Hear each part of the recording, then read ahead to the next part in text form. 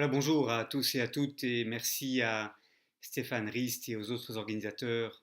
d'avoir songé à m'inviter à Berne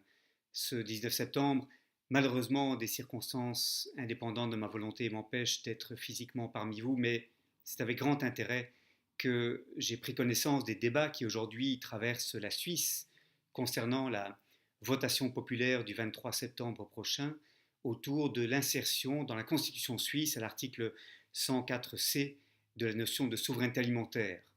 La votation populaire concerne l'inscription d'un article de la Constitution qui veut promouvoir, je cite, une agriculture paysanne, rémunératrice et diversifiée, fournissant des denrées alimentaires saines et répondant aux attentes sociales et écologiques de la population. Et la votation porte sur un article qui fait référence à des prix équitables pour les producteurs comme pour les mangeurs, qui fait référence à des chaînes directes, au soutien à ce qu'on appelle les circuits courts, qui fait référence aussi à la protection contre le dumping social, environnemental, subordonnant l'accès au marché au respect de certaines conditions liées au respect des normes sociales et environnementales qui sont garanties en droit international. Alors, je voudrais vous dire ce soir tout mon intérêt pour cette initiative et pourquoi elle me paraît extrêmement importante et pourquoi la Suisse est aujourd'hui observée avec attention dans d'autres États européens et même au-delà dans le monde entier. Nous héritons d'un système développé depuis 30-40 ans qui a une série d'impacts qu'aujourd'hui il n'est plus possible d'ignorer. Et ce système est le système d'une agriculture et de chaînes agroalimentaires qui sont de plus en plus longues, mondialisées, euh, échappant de plus en plus au contrôle des États, avec 4 impacts majeurs qui me paraissent importants à rappeler dans ce contexte. Le premier impact, c'est le fait que l'agriculture s'est développée de manière environnementalement destructrice depuis un certain nombre d'années, avec des méthodes de production qui ne préservent pas la santé des sols, qui augmentent les émissions de gaz à effet de serre. Les sols qui pourraient être des puits de carbone sont devenus, dans beaucoup de régions qui pratiquent des monocultures intensives, des émetteurs nets de carbone, avec une perte considérable de biodiversité, avec aussi une pollution des nappes phréatiques ainsi que des sols liés à l'agriculture industrielle. C'est la première conséquence de cette mise en concurrence généralisée des agricultures du monde au détriment du respect de normes environnementales, au détriment de la capacité pour les États d'imposer des normes environnementales suffisamment strictes aux agriculteurs. Deuxième conséquence, deuxième impact, ce sont les impacts sociaux. Dans beaucoup de pays, dans tous les pays du monde en fait aujourd'hui, on voit disparaître à une échelle euh, sans précédent les petites exploitations agricoles, qualifiées parfois de familiales. Dans un pays comme la Belgique, nous perdons à peu près 60 fermes par semaine et depuis une trentaine d'années, le nombre d'exploitations agricoles a été réduit de 2 tiers. Et je pense que les statistiques pour la Suisse ne sont guère plus encourageantes. En fait, ces petites exploitations, bien qu'elles soient hautement productives à l'hectare, bien qu'elles soient en mesure de rendre toute une série de services à la collectivité, ne sont pas suffisamment compétitives, concurrentielles sur des marchés qui favorisent les économies d'échelle, la production de gros volumes de matières premières agricoles qui sont des services ou des attentes que les grandes exploitations fortement mécanisées, industrialisées sont mieux à mesure de satisfaire. Et donc on a partout cette pression sur la petite agriculture et cette disparition programmée des exploitations à petite échelle. À quoi s'ajoute une exploitation de la main-d'œuvre employée dans l'agriculture et plus largement dans l'agroalimentaire, qui, au nom d'une réduction des coûts, va réduire les droits sociaux et va fixer des rémunérations qui sont insuffisantes au regard des exigences d'une vie conforme à la dignité humaine. Troisième conséquence, c'est des conséquences sur la santé. Cette agriculture industrialisée fournit des matières premières agricoles à une industrie agroalimentaire qui favorise la consommation de plats préparés, d'aliments fortement transformés, qui ont des impacts en matière de santé publique considérables. La croissance de l'obésité, du surpoids et de l'obésité dans toutes les régions du monde est liée notamment à l'évolution de régimes alimentaires qui se basent moins aujourd'hui sur des produits frais qui sont cuisinés chez soi que sur l'achat de produits déjà préparés, fortement transformés et avec des taux de teneur en graisses saturées, en sucre, en sel ajouté qui rendent les gens malades. Et c'est une préoccupation aujourd'hui que les gouvernements doivent avoir à l'esprit, étant donné les impacts de plus en plus importants que le surpoids et l'obésité font peser sur les soins de santé. Et puis, quatrième impact, c'est dans les rapports nord-sud, l'agriculture productiviste telle qu'elle s'est développée depuis 30 ou 40 ans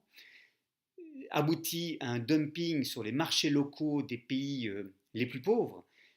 empêchant en fait ou décourageant les gouvernements de ces pays d'investir dans leur propre filière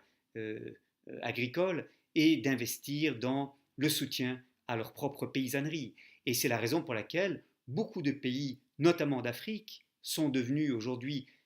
très dépendants des importations de denrées alimentaires, alors que ce sont des pays à dominante agricole qui, jusqu'il y a 25 ou 30 ans, étaient en fait des exportateurs nets d'aliments. Et donc, on a une situation tout à fait paradoxale où notre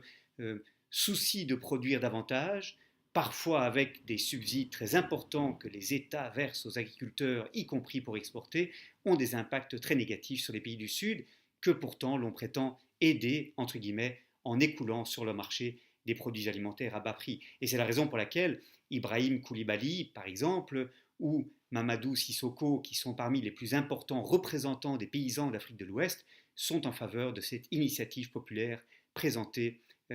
aux électeurs suisses le 23 septembre prochain. Alors, par rapport à cette situation que j'ai décrite et ces 4 séries d'impacts, la proposition qui est faite aux électeurs suisses vise à instaurer la souveraineté alimentaire, c'est-à-dire à relocaliser les chaînes d'approvisionnement, c'est-à-dire à mettre fin au dumping social et environnemental, c'est-à-dire encore à sortir du paradigme productiviste de l'économie alimentaire low cost. Et l'argument principal contre cette proposition, telle que je la lis dans les médias, dans les prises de position auxquelles cette votation populaire donne lieu, c'est que les prix des denrées alimentaires vont augmenter et que ceci, par conséquent, va être au détriment de la capacité pour les ménages les plus pauvres en Suisse de se nourrir. Alors je voudrais faire là-dessus plusieurs commentaires. Le premier commentaire, c'est que, en réalité, la situation actuelle est profondément hypocrite. Qu'est-ce qui se passe? C'est que l'on ne contrôle pas suffisamment les comportements des acheteurs qui forment un oligopsone en fait, qui sont en position très dominante par rapport aux producteurs et qui forcent les producteurs, les paysans, à fournir des matières premières agricoles à bas prix de manière à écouler sur les marchés des denrées alimentaires à bas prix qui seraient plus abordables pour les ménages pauvres. Et c'est ce défaut de contrôle, de l'abus de position dominante des acheteurs dans les chaînes agroalimentaires qui explique aujourd'hui qu'on soit devenu dépendant de cette économie alimentaire low cost, qu'on se soit habitué à ce que, année après année, les prix réels des denrées alimentaires n'augmentent guère, ou en tout cas augmentent moins vite que l'inflation. Et donc, c'est une situation extrêmement problématique où, en fait, les consommateurs bénéficient à court terme d'un abus de pouvoir, d'un abus de position dominante de la part des acheteurs dans les chaînes agroalimentaires. Ceci appelle de la part des autorités une attention, notamment par l'utilisation plus, je dirais, rigoureuse du droit de la concurrence. Deuxième remarque, c'est qu'on assiste en fait dans ces marchés à une sorte d'effet cliquet. Lorsque les coûts de production augmentent en raison d'une augmentation des prix de l'énergie ou du coût des matières premières agricoles, les firmes de l'agroalimentaire et les grands distributeurs répercutent ces augmentations sur les acheteurs. Alors que quand les prix baissent, quand les coûts de production baissent, ces gains ne sont pas répercutés sur les prix que paye le consommateur final, qui par conséquent ne bénéficie pas autant qu'il le pourrait de cette volatilité des prix qui s'est accrue sur les marchés agricoles. Ma troisième remarque, plus fondamentale, c'est que aujourd'hui, ce sont les ménages pauvres, ce sont les ménages les plus défavorisés qui souffrent le plus de la malbouffe et de cette série de maladies non transmissibles qui sont liées à une mauvaise alimentation, une alimentation de faible qualité. Dans toutes les enquêtes, dans toutes les études scientifiques qui portent sur l'évolution du surpoids et de l'obésité, ce sont les ménages aux revenus les plus faibles, au niveau d'éducation des parents les plus bas, qui sont identifiés comme les principales victimes. Et c'est là qu'on repère les cancers gastro-intestinaux, les diabètes, les maladies cardiovasculaires associées à une mauvaise alimentation. Alors, on dit aux ménages pauvres, vous avez le droit d'avoir accès à une alimentation à bas prix, il faut donc que vous souteniez cette économie alimentaire low cost. On devrait leur dire plus honnêtement, vous êtes aujourd'hui en train de tomber malade en raison des politiques agricoles et alimentaires qui n'ont pas tenu compte de vos besoins spécifiques et de votre droit à avoir, comme tous les autres ménages, une alimentation de qualité. La vraie question, me semble-t-il, est de savoir si l'alimentation à bas prix, l'alimentation low cost, peut être un substitut à des politiques sociales plus robustes, plus progressistes, qui protègent tous les ménages, notamment les ménages les plus pauvres, dans leur droit à une alimentation adéquate. Il faut, me semble-t-il, que si l'article 104C est adopté le 23 septembre, le Conseil fédéral se donne pour objectif non pas seulement d'adopter telle ou telle loi pour mettre en œuvre dans les 2 années, comme ceci est prévu, les dispositions de cet article, mais se dote d'une politique alimentaire digne de ce nom qui aille au-delà d'une simple politique agricole. Une politique alimentaire doit inclure des dispositions en matière de salaire minimum, y compris de salaire minimum correspondant au salaire vital pour les travailleurs de l'agriculture, y compris les travailleurs saisonniers.